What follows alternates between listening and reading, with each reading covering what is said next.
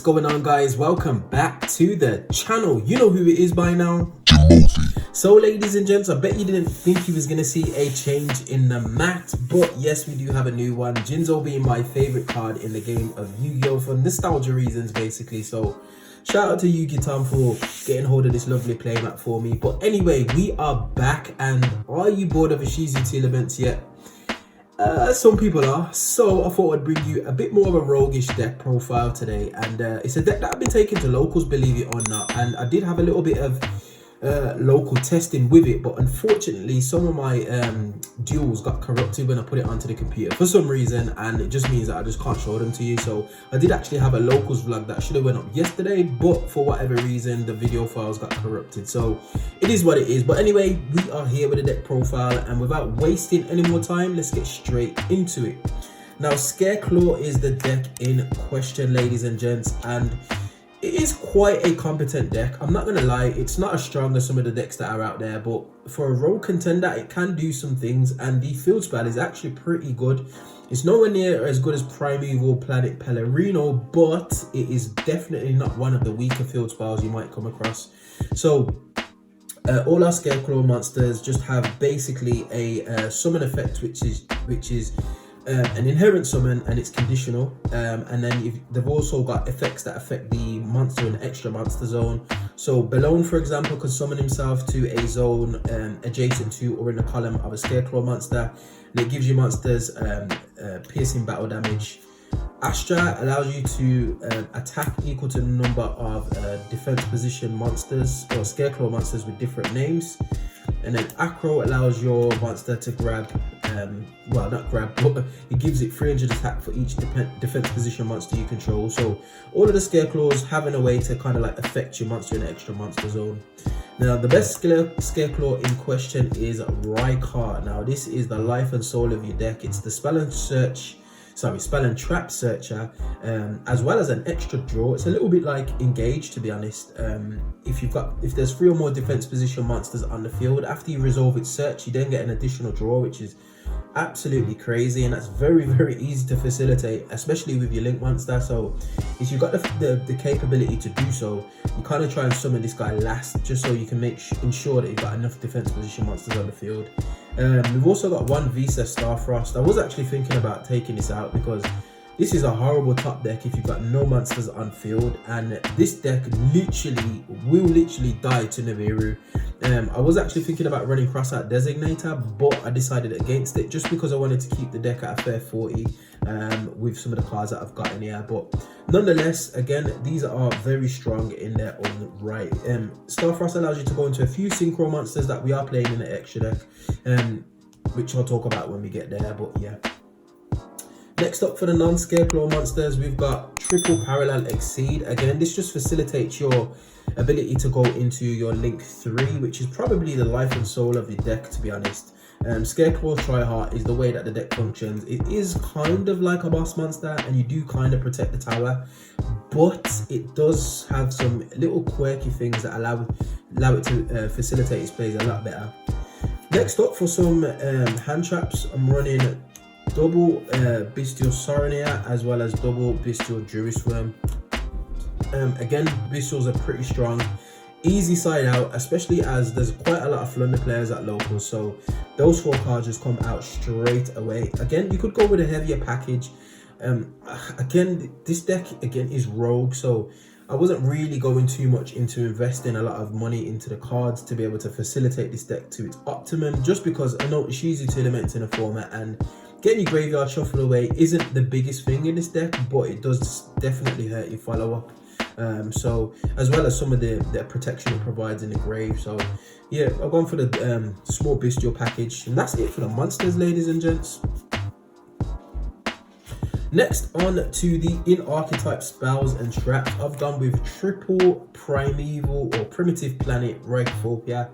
This card is absolutely crazy. I say absolutely crazy. It's very, very strong. So it debuffs all your opponent's monsters, and it also can pop any card your opponent controls if there are 3 or more defense position monsters on the field, which is crazy. You also get a search when it's activated, and it's actually searchable via the link 1. So very strong card. I decided to max out on this because any one Scareclaw is more or less full combo. When I say full combo, it allows you to just basically get into your try hard, which is the main focus of the deck. So playing triple Primeval or Primitive Planet Phobia, I think is a no-brainer. But again, you could cut this down to 2. It is searchable, especially if you wanted to squeeze in some more hand traps. Next, we've gone with triple Scareclaw Arrival. Again, I want to see this in my hand along with a Scareclaw monster and potentially a couple of bestials. This just allows you to monster reborn, non-once per turn monster reborn for any of your Scareclaw monsters, which is absolutely crazy. It does actually protect from battle and card destruction in the graveyard, but that is a hard once per turn. But this card is great. It's kind of like an extender. I have been absolutely destroyed by Nibiru, and I've been able to put up somewhat of a board just because I've had this card in hand, and seeing multiples is not too bad as long as you see it with a Scareclaw monster. And then next we've got Scareclaw Decline as well as Scareclaw Straddle.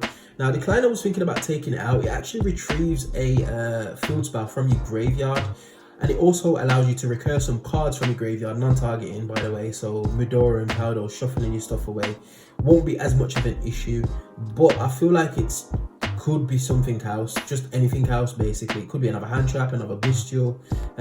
So I'm actually a little bit on the ropes with regards to Decline, but Scareclaw Straddle is a really good card. It's kind of like Ceravis, which prevents targeting, but it also acts as a bit of a honest by buffing your opponent, or buffing your monster by your opponent's either attack or defense, whichever one's higher. And you can actually activate it in damage step because it does boost the attack of a monster. So very good card, to be honest. This could potentially go up to 2, but you just don't want to brick. All of these cards are searchable. If it's got Scareclaw in a name, then Rycart can search it. So again, I haven't gone too crazy on those types of cards, so yeah. Next, for the non-Scareclaw pieces, we've got double Forbidden Chalice. This came in clutch against Flunder. What I know about Flunder is, again, like I said, I always mention this, but I do really like the deck, but targeted negation for their monsters on field does cripple them, especially if they don't see their the advent or the quick play spell that allows them to banish a monster on field and search. So Forbidden Chalice is really good, on top of being able to just address in a board. Empen and Barrier Statue are a problem, ladies and gents, so having Forbidden Chalice does definitely help. It also allows you to play into like some Telements boards as well. Also running the double triple tactics talent, nothing needs to be said about that, as well as the double Dart Ruler. Now I'm not going to show my side, but I do have another Dart Ruler in the side, ladies and gents.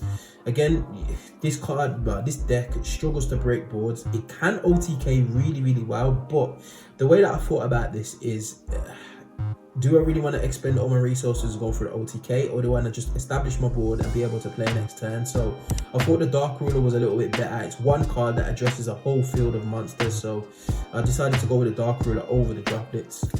Next, for the one-off, we got one Raigeki, ladies and gents. Again, just board clearance. You could up this if you wanted to. This could be Lightning Storm as well. But yeah, like I said, I decided to go a little bit budget just because I wanted to just kind of play something different. One Core by the Grave, nothing needs to be said.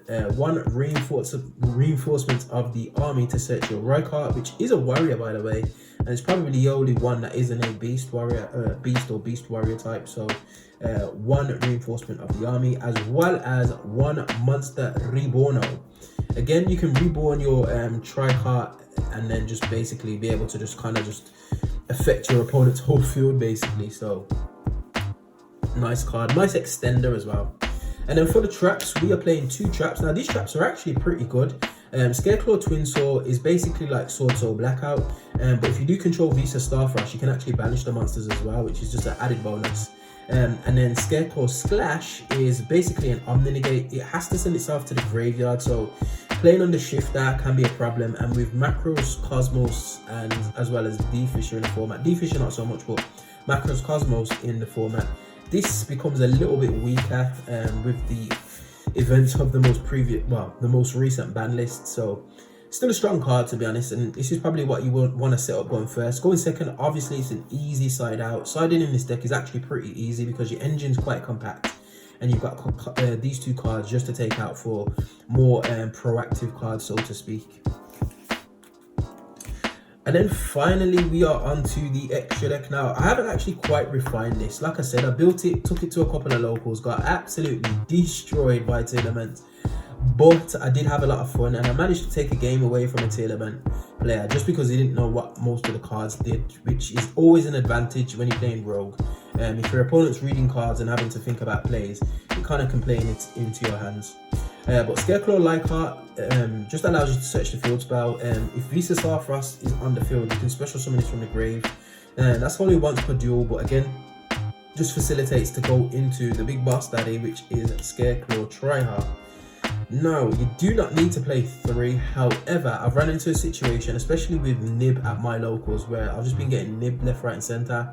So I normally burn through 1, 2 at least. Sometimes I don't need the 3rd, but then I found myself in a situation once where I needed the 3rd, so I was like, you know what, I'm just going to put it in. So got with 3 Scareclaw Tryhards, puts everything in defense position, unaffected by monsters, activated effects that are in defense position, can reborn from grave as well as get you a search. It literally just does everything. It's crazy. And I do like the lore about it as well. It's pretty cool. Next up, for some generic links, we got Link Spider for when you eventually get nibbed, because you will get nibbed, especially when they see that you don't really put up any negation turn 1.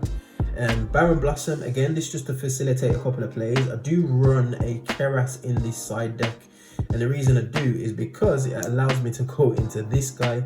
I had an Avramax on board one time and I just did not know what to do to out it, and then I realized I had Keras in hand. I was like, oh, I can just literally make Shrag. So just summon Keras, banish 4, make Shrag, banish the Avramax, and that was problem solved right there. Also, we are running the gloomy dark charmer. Again, this just facilitates plays. You can bring back a whole host of cards, which is crazy. As well as 1 Nightmare Phoenix, just for another way to just kind of remove some things off the board. And I'll show you later what I'm talking about. 1 Stellar Wind Wolfrayat. I don't know why I put this in. I wanted to use this card because I thought it was a little bit quirky. So if the attack, every time a monster effect's activated, it gains attack, and then when the attack's over 4,000, I believe, you can shuffle this back into the extra deck and shuffle away all monsters your opponent controls. Now, obviously, with Visa Starfrost being a level 6 tuner and most of your main deck monsters being a level 3, it's just pretty easy to go into this, as it's very generic, as well as this guy here, Virtual Kyuubi Shenshen. Again, I put this in just because of the matchup with Tears in Mind. It just banishes everything that goes to the grave, so everything unfilled is a problem. Kit Kalas can't resolve. It's nice to have. It's nice to have, and it can recur itself out grave. And then finally, we run the Baguska as well as the Abyss Dweller. This is the defining card of the format, especially with Tears in the format. Now, Baguska is difficult to get off your field because you can't actually switch it to attack position if it is under a Leichhardt. So it's kind of like a permanent lock. Hence why I put in the Nightmare Phoenix, just be able to link him away and then continue to play. So yeah, 1 Baguska. And that is it, ladies and gents. Now, like I said, some of it is a bit of a janky deck. It is fun to play. Again, like, I've got quite a few decks coming up, ladies and gents, and they are based around just having a little bit of fun, because we all know where the format's solved already. There are obviously going to be a few decks that start to emerge with the inclusion of the ban list, but for the most part, we know that Telements Ishizu is going to be running the show. At least until we get a ban list that addresses that deck specifically. But nonetheless, if you did enjoy this program, ladies and gents, or this video program, you know what to do by now.